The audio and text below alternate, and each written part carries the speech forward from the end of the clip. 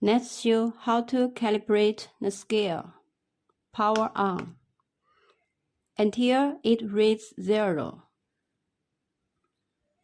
Press mode and hold 3 seconds until the weight shows on LCD.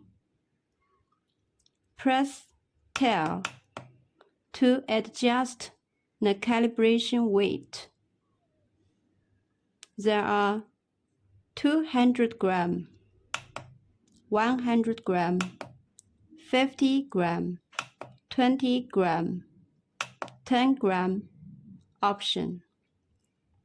Since we have 10 gram weight on hand, we select 10 gram.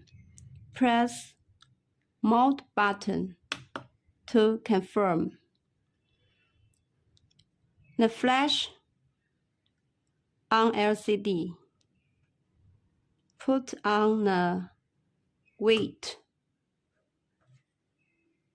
It should pass.